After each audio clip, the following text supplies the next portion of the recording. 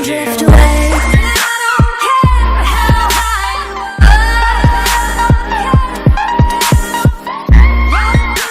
Throughout the season, the competitive season is going to have this built for it. Well, FLAK Tower is now going to be the map coming up next, and I want to know from you guys, what do you think kind of separates this from maybe some of the other maps? What are people at home going to enjoy about this? Well, it's one of our smaller maps, and it's action-packed, non-stop, super fast-paced, kind of a little bit almost what you're used to in the past with the last couple of years with Boost, but it's obviously boots on the ground. Middle map is super important, a little similar to Gibraltar, but obviously less exposure to the center. But you have two windows in the middle of the map that kind of play control points and help you control the middle cut here as they'll hit the top side of the map. And I think this is going to be great for, again, showing flag runs in CTF, showing teams spawn out in hardpoint, showing opening breaks in search and destroy. There are so many great things that are come out of this, but we'll watch right now as we see the run coming in. Some support there coming from Sharpshooter as the first cap would go in. And again, this is just a video to highlight it. We're gonna play around with it a lot more in the upcoming maps, but I think it's gonna be truly spectacular. Because I think the sports analogy you used was perfect in the sense if you're watching a football game, you don't watch it through the quarterback's eyes, right? You need to see that bird's eye view so you can break down all the action. One of the more difficult things we have for a first-person shooter is you see it through one player's eyes. It's difficult to tell what people are doing. Yes, we have the mini-map in the top left, which has been amazing, but for all those times where I'm as a commentator saying, hey, look at the top left of the mini-map, now you can actually just go out and show how the action's breaking down. Thank you, because this is the single greatest thing I've ever had in Codcaster. Well, you're very welcome. We made it just for you, Maven.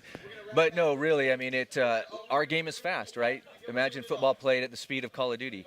And we committed to this nearly 3 years ago. Every map that you're going to play throughout. Middle cut's everything. As soon as you get through the middle of the map, you're basically right into the other team spawn, an objective, ready to make some action happen and try and get a flag out. Well, let's take a look. You know, we'll use it kind of a little bit more freely. We haven't, you know, it's a new feature, which we haven't really decided all the perfect uses for it, but we'll show it off a bit here. And just talking about the Skycam, you can see how easy it is to pop out. You can see this, you know, bird's eye view of the attach and zero. You have the triangles there on the player to show what angle they're facing. You have them covered in X-ray, so you can see both squads. Momo, this is pretty damn cool. It is, and like we're seeing here, we're watching it kind of from Attach's point of view almost. We're following him, but, you know, you have the ability to kind of, you know, lock off that and, you know, just free roam. You know, have a look what's ahead of him, if anyone's coming behind. And the great thing about this, and I've said it time and time again, is this isn't just like looking at a mini-map. You know, we're going to see live grenades going over buildings. We're going to see smoke actually come out of the ground and, you know, real strategy kind of placing it. Beautiful. Absolutely love it. Massive fan. But I do want to touch on one thing. Going into this game, Courage has been trash-talking Attach. He's been saying, you're a world champion, and I'm beating you. That's rough. That's gotta be painful. This is not good for him. Well, this is kind of cool. You can kind of see the defensive stand. It's a zero, and Silly are trying to hold off a two-man push. He's got the flag in hand. Courage, though, can he save the day? I think Attach kind of just turned on him there. But no, Attach will be challenged by Tommy, and Tommy clutching up. 1 minute to go. Where was the flag, though? It will be put in, all things tied up. Yeah, we saw the kind of the stalemate happening from a top thing, which is super cool. You can see how the his teams are positioning around the map. Well, that's another reason that's so great. Like, imagine you know, scenarios where you have a 1-versus-1 in S&D and you can only see one POV, or you have a standoff like that where you can only see one of the POVs. There, by the ability to zoom out, you can kind of see all of the chess being played as they're trying to get the return, trying to get the score through.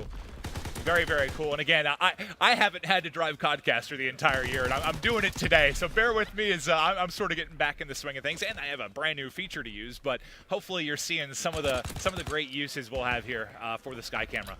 I think that's another point. You know, we touch on the players. You know, they're going to get better. They're going to work out, you know, the ways to push, the things to hold, but. You know, like driving, you know, the Codcaster itself, you know, we're going to be able to utilize that Sky Camera so well as we get a little bit more used to it. But looking at it right now, we are going to go into the second side, around draw. Courage again.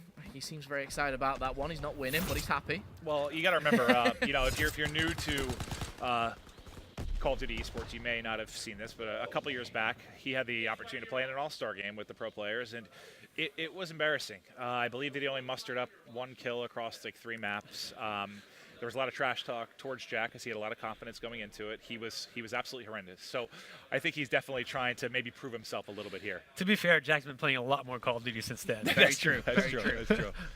Well, now you can see kind of the opening break and how important mid-map control is. 2 kills immediately go to Team Courage, and this could be a very quick flag pull. Courage, though, wasn't able to cover, I think it was Cap there as the opening push came through. Courage is still here just sitting in a corner, though. Now they're all cleared out.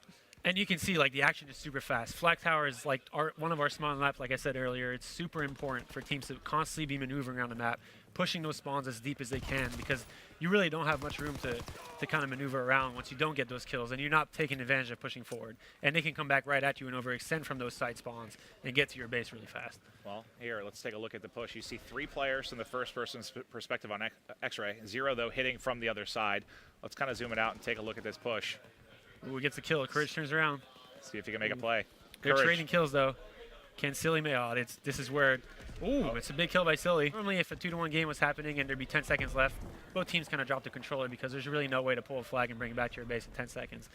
What we brought up to our game is that when a flag is out and the time runs out, the time continues. There's an extended time that allows the team that pulls a flag to capture the flag and transfer to scores, bring it back, maybe tie a game, pushing it to stopwatch to have a chance to win the game. Wow. And I think that's something that's going to be super awesome to watch, and we're going to see a lot of kind of like edge-of-your-seat moments to finish some games, and I can't wait to see that in play. I mean, just kind of another feature, you know, for the in-game, if you like. You know, we've took Sky Camera, obviously, for us spectators, but as a player, for me, that's so important, you know, because, like you said, you've been there as well, putting that controller down, knowing you've lost.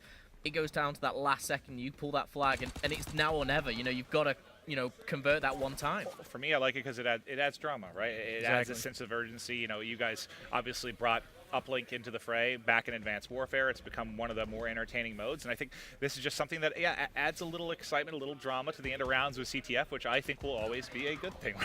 No, exactly. And we plan on only using it if the game's close. What we plan on doing is for the first half, kind of have it available for both teams since we play both sides, so make it fair.